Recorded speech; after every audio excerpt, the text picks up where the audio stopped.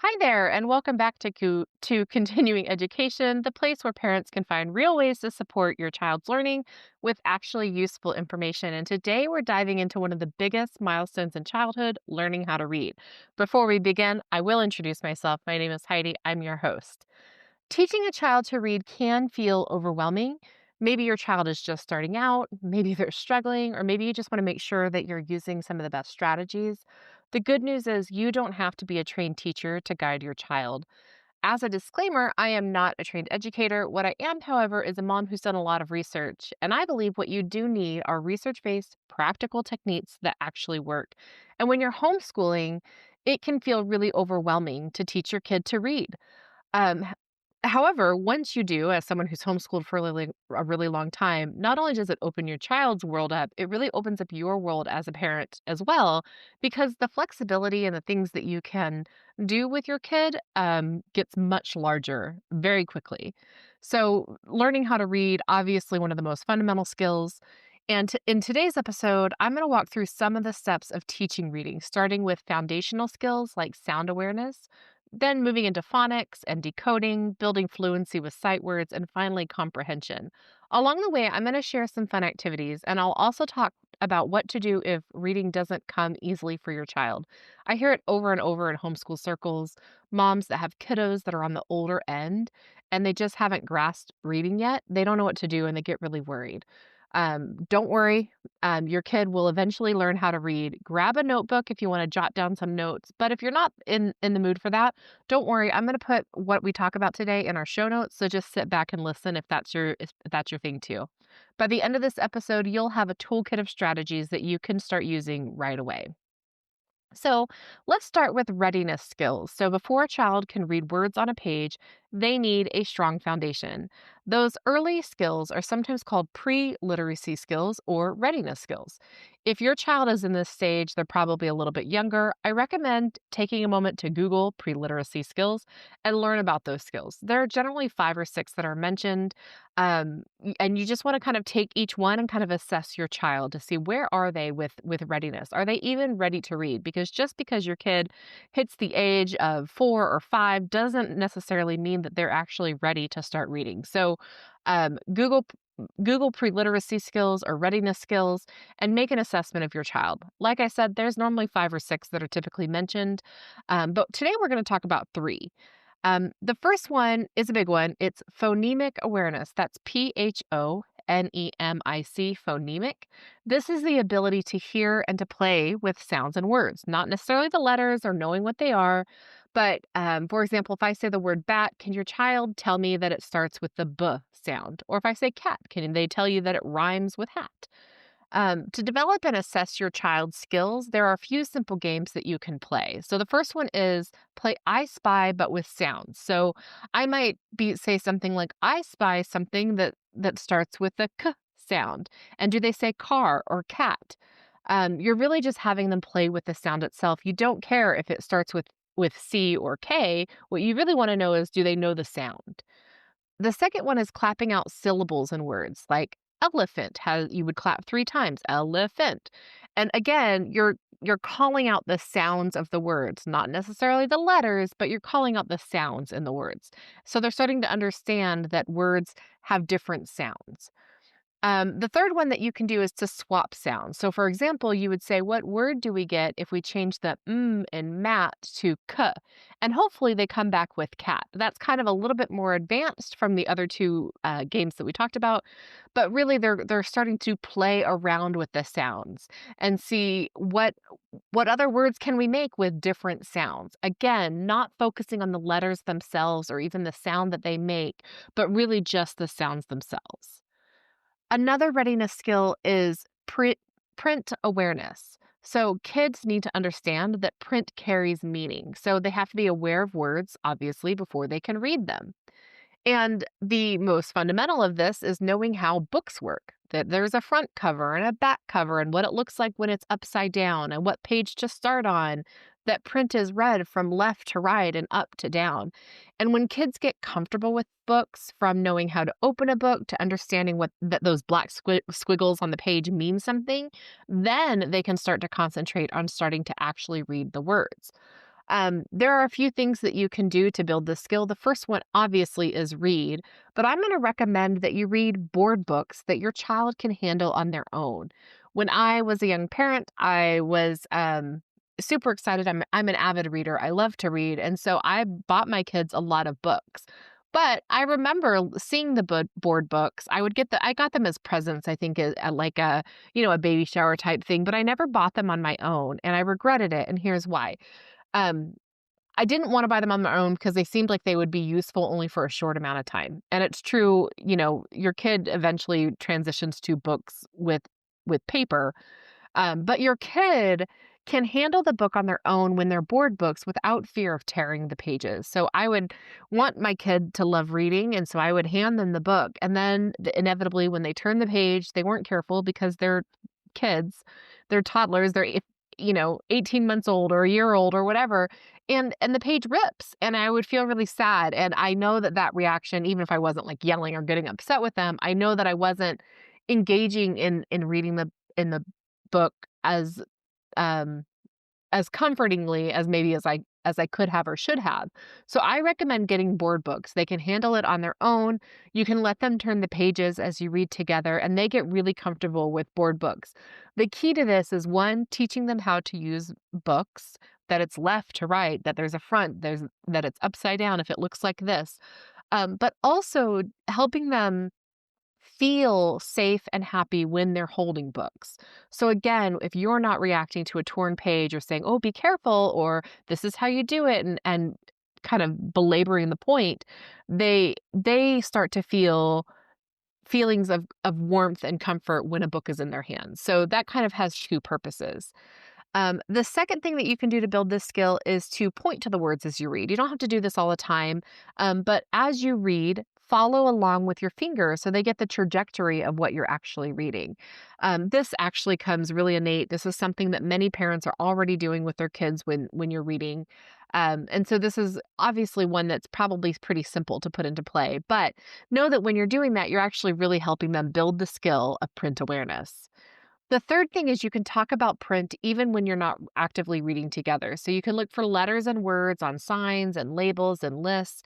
When you're driving in the car, you can point out specific letters like the X is a rare one, but somehow when we're driving on the road, we see it all the time.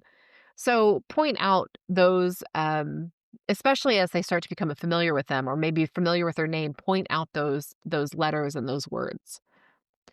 A third skill in pre-readiness is oral language development. So it's much easier to read a word when it's a word you already know. And children with bigger vocabularies, they have an easier time when they start to read, since it's much easier for them to make sense of what they're sounding out. So talk with them, tell stories, sing songs, ask questions. You can do this even before they're verbal. When they're babies, you can be mimicking a conversation that you say something and then they babble back at you and you go, "Oh my goodness, I didn't think about that." And you're mimicking kind of that oral language, the conversation. Well, as they get older, continue with that.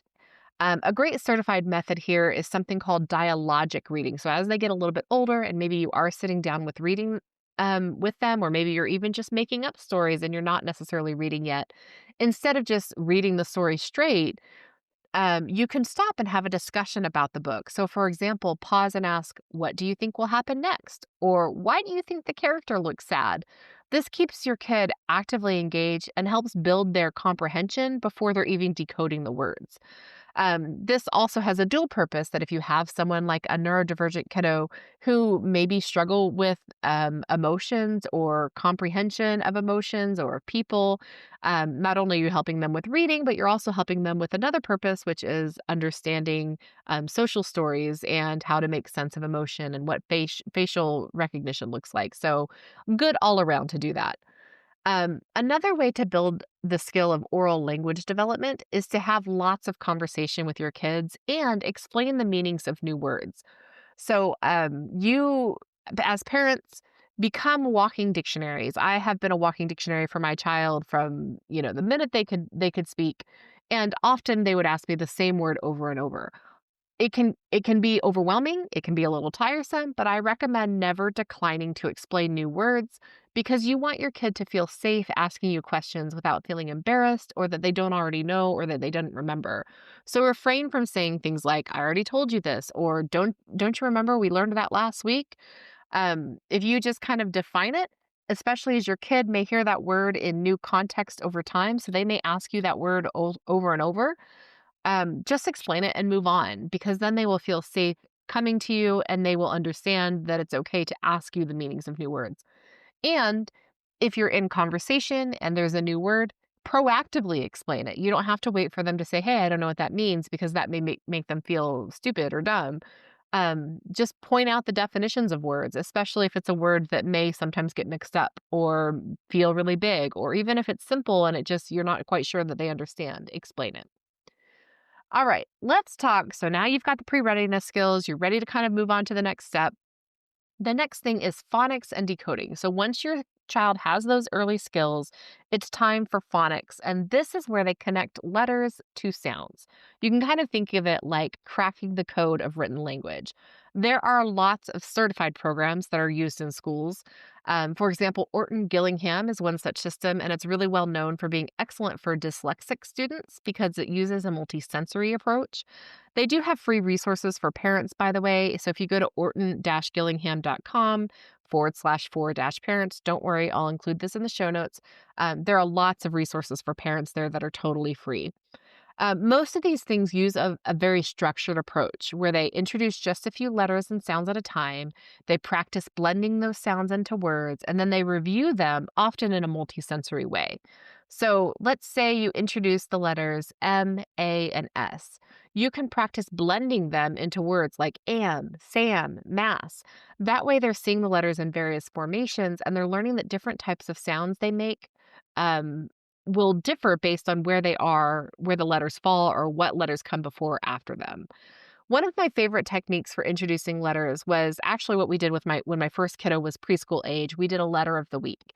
Every letter gets a whole week, and you have activities that surround that letter. So when we introduce A, for example, we talk about the sound that it makes, point it out everywhere we go and in the books that we read. We'd eat apples and talk about everything that starts with the letter A. Then each week you get to build upon that letter to build more words, the more letters that you introduce. So this is a really good approach to introduction to homeschooling in the younger ages because it's a guided approach, but also can be easily infused in your life. And it isn't overwhelming or a formal sit down and do school where it feels over kind of burdensome. You can Google letter of the week curriculum. There are tons of them, but one that I really like is Confessions of a Homeschooler. So if you go to confessionsofahomeschooler.com, again, I'll put the link in our show notes. They have a great one. Um, the you could also just build your own. So you could just say, we're going to do a letter of the week.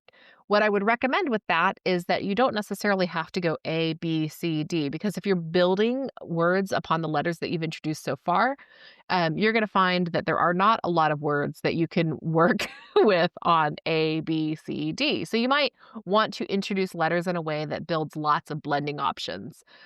For that, I would recommend just having a chart of all of the letters in the alphabet. That way they can see that the letters of the alphabet are in a particular order.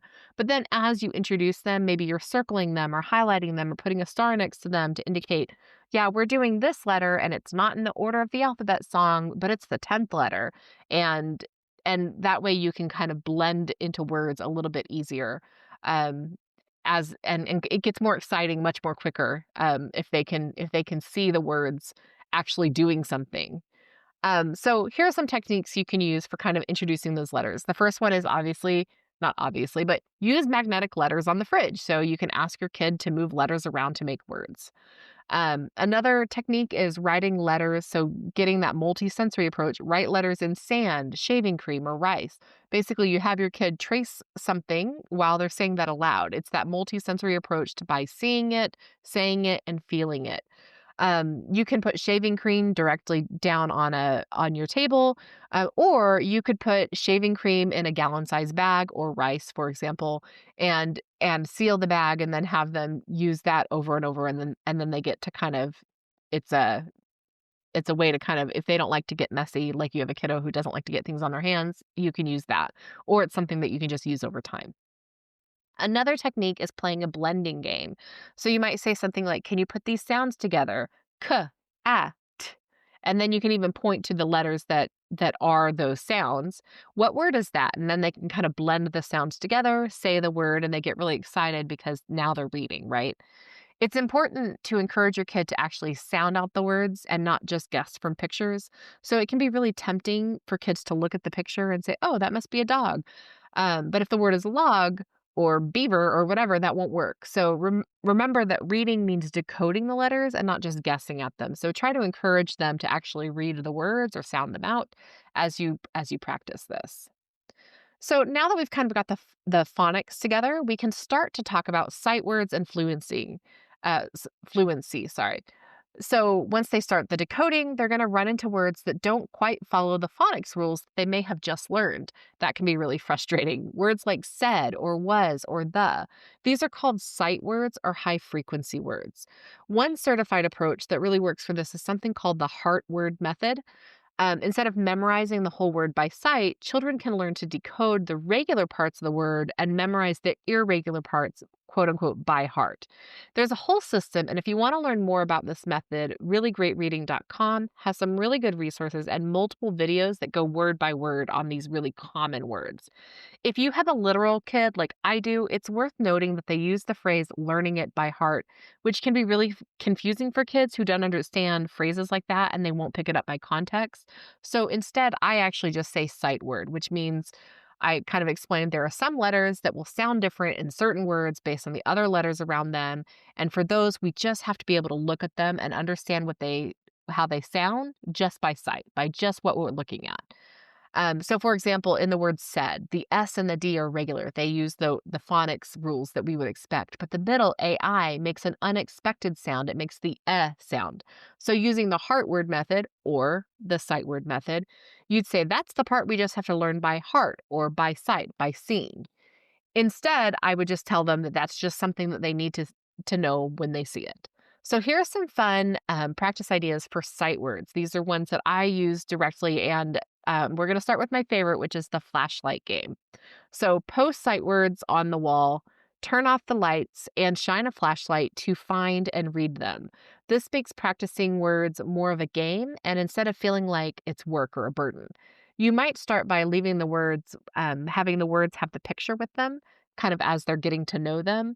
Then as they get to know them, you can remove the picture to confirm that they actually know the word. And I would recommend when you play this game, don't make it like a quiz where only your child is answering. Have them control the flashlight and maybe have them move the flashlight as fast as they can to all the words to see how quickly you can read them. That will really also build their confidence that eventually they'll be able to read them just as fast. The second one is word bingo. So make a bingo card with sight words instead of numbers. This is a fabulous one for road trips, or if you're going to the store and you know that you're going to be going up and down all the aisles. They could sit there with their clipboard, with their bingo board and crossing off the ones that they see. The third one is memory matching. If you have a kiddo who likes to play games, you can write the pairs of words on cards, flip them over, and let your child match them. And it can get as complex as you want it. You could have just 6 cards, or you could have 18 cards, or even 30 that have a combo of your sight words. For fluency, which is reading with both accuracy and speed, repeated reading works wonders. So give your kiddo a short passage or a poem or read the same book several times over a week. You'll notice that their reading will get smoother and more confident the more that you read them because they're really starting to memorize what those words look like. For more resources on sight words, I recommend going to sightwords.com. There are tons of great ideas, printables that you can use, and fabulous games. Just a ton of them there. I'll include that one in the show notes as well. Now, let's talk comprehension. So, reading isn't just about saying the words. The real goal is comprehension, which is making meaning from text. The good news is that if you followed some of the methods above, you've already laid the foundation for good reading comprehension. But there are 4 key strategies that you can teach even with young kids, and they are already infused in the dialogic reading skill that we mentioned previously. So the first is predicting. Ask, what do you think will happen next? So pause the story and ask, what do you think is going to happen next? The second is summarizing. After a page or a chapter, say, "Tell me what happened so far." See if they can summarize what just happened. The third is clarifying, basically helping them work through confusing parts. So you might say something like, what does this word mean in the story?" And then the fourth one is questioning, which is encouraging them to ask their own questions about the text. This approach is called reciprocal teaching. It's widely used in classrooms. It's worth noting that some kids don't like being put on the spot. So I would, rather than directing all the questions to my kid, I would answer some of them and then have them answer some of the other ones. So I'm kind of modeling how to answer the question, and that even as adults, we work through this process, and we do when we're reading something, we whether we're doing it in our head or we're doing it actively out loud. Typically, we're doing it in our head. We're making sure that we understood something before we move on, and that may cause us to reread a paragraph again. So you're kind of modeling that, but you're doing it out loud. But I also don't want to put my kid on the spot. So I might pause on a page and say, "Gee, I wonder what will happen next. I bet the bunny runs across the field. What do you think?" And make it more like a conversation rather than an interrogation session. Another tip is encouraging your kid to visualize. So this can be really helpful in, especially as they start to learn how to write later. They will start to understand that when you read, you're not just reading text on the page, they're really visualizing it in their head, whether they realize it or not. So you could say something like, "Close your eyes. What do you picture when you hear this sentence?" And that builds strong comprehension and memory, and it will help your kid when they're reading text with a lot of visuals and descriptive words. Um, Through all of this, so that's kind of the basics of the how do we teach how to read. But let's talk motivation, because through it all, motivation and building a reading culture is really important. How do we keep our kids motivated? And that's half the battle, if not even more. The first one is give your kid choice. Let them pick books that are interesting to them, whether it's dinosaurs or princesses or graphic novels, comic books, or even joke books. Choice equals ownership, and ownership equals motivation. It truly doesn't matter what your child is reading as long as your child is reading. That is the best tip that I learned when I was just starting out in the parenting world, was really just get your kid to read. It doesn't matter what they read, just get them to read. Second, create a daily routine. Just 10 or 20 minutes of reading every day makes a huge difference over time. And this is backed up by study after study. If your kid has been in public school, you may know, as I do, that often their homework for the elementary years is to read 20 minutes every day. That is a that is a magic number. There's something magical about 20 minutes a day of reading that really helps make a huge difference in their vocabulary, their reading comprehension, and then later their ability to write. Third, celebrate progress. Use a sticker chart, have a family reading night, or simply give lots of praise. However, your child responds to positivity is the best way to work through reading. There are also lots of summer reading challenges, so I recommend finding the ones that are near you. Things like Pizza Hut, Brahms, local libraries, they all infuse this celebration with external rewards for reading. So hit up the local areas that you have, the local resources that you have, in order to find those summer reading challenges to excite them. And finally, model reading yourself.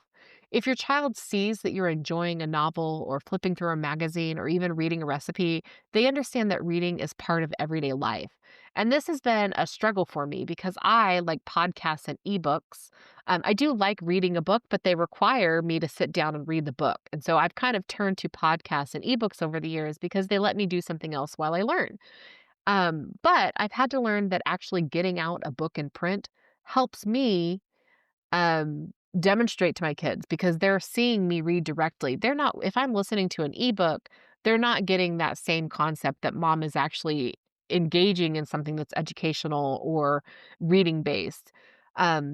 Reading a book helps them see that I'm not doing something from a screen or from some other method. If your kid is struggling, keep the atmosphere positive. Just be patient, encourage them. It goes a long way. And avoid turning reading into a punishment or a chore or something that they have to check off the list. If your kid doesn't love it, that's totally okay. Stay low key, be positive, and even if they never come to love reading, some kids don't. They just aren't readers. Not a single one of them will change their mind if they're shamed or embarrassed about it. So now let's talk troubleshooting and support. What do you do if things aren't clicking? It's possible that your child may have a learning disability or just need extra support for this particular skill. So, some signs that your child may need extra support: they have trouble blending sounds even after lots of practice. They're easily frustrated and they avoid reading. They guess words based on pictures instead of decoding. Um, if these struggles persist, it could be a sign of dyslexia or another reading difficulty. And in that case, it may be worth having your child tested for a learning disability. Even if you homeschool, some states may require that public schools um, are required to offer testing and or provide services. So I recommend reaching out to your district's early intervention program or special education program, or chat with your pediatrician to get some resources. Here in Texas, for example, there's a program called Early Childhood Intervention. Sometimes people refer to it as ECI, which is a service for babies and toddlers who may not be developing at the same pace as other children. It's for 0 to 3 specifically. My own kiddo was tested right before the age of 3 when I felt like their language skills were a little lagging. Later, when he was homeschooled, the district actually provided full testing for a possible learning delay, and it's worth seeing what free options your taxes are already providing for. And let me take a minute to kind of address the fear of testing and the fear of a label. Um, because I understand the fear. It's something that can commonly delay parents to getting help for their kiddo. And you could have a kiddo, and I see it frequently in homeschool groups that I'm in, where they're 10 or 11 or 12 and they still don't quite know how to read because the parent has neglected to get them tested and get proper supports in place. A diagnosis is simply a way to shortcut communication. It does not define your child. It gives you, caregivers, therapists, a common language to describe what's going on and to access the right support. Think of it like getting glasses. If your child can't see clearly, we wouldn't hesitate to get them tested and fitted with lenses. The label of needing glasses doesn't limit them, it empowers them. They know, oh, if I put on my glasses, I can see better. I can explore more. It empowers them. So in the same way, a learning difference label isn't a judgment, it's a tool. It helps you find interventions that match your child's needs and ensures they're not left to struggle alone. It allows you to go Google dyslexia and find a whole wealth of resources that are designed to help kids like yours if your kid ends up having dyslexia. And remember that early intervention makes a huge difference. The earlier that we can identify challenges for our kiddos, the sooner we can put those supports into place. And that can completely change your child's trajectory with reading and learning in general. It can also change their confidence and their love of learning. It empowers them to learn more about themselves, and it encourages them over time to advocate for what they need. And giving them the language of that label and to understand what they're encountering, they will develop the skills to understand themselves and ask for the things that they need as they go forward in life, which is ultimately what we want for them. If you're worried, please don't wait. Reach out, ask questions, and use the resources that are already available to you. With the right support, children can and do learn to read. So let's do a quick recap. 1, start with phonemic awareness and sound play. 2nd, move into phonics, connecting those letters to sounds. 3rd, layer in sight words and fluency practice. And 4th, comprehension. Reading is about meaning and you can infuse comprehension from the very beginning. Most importantly, create a reading culture at home that's joyful and consistent. Teaching a child to read is not just a one and done thing. It's something that you're going to be doing over years. And even into once they know how to read, using those reading skills for comprehension and writing.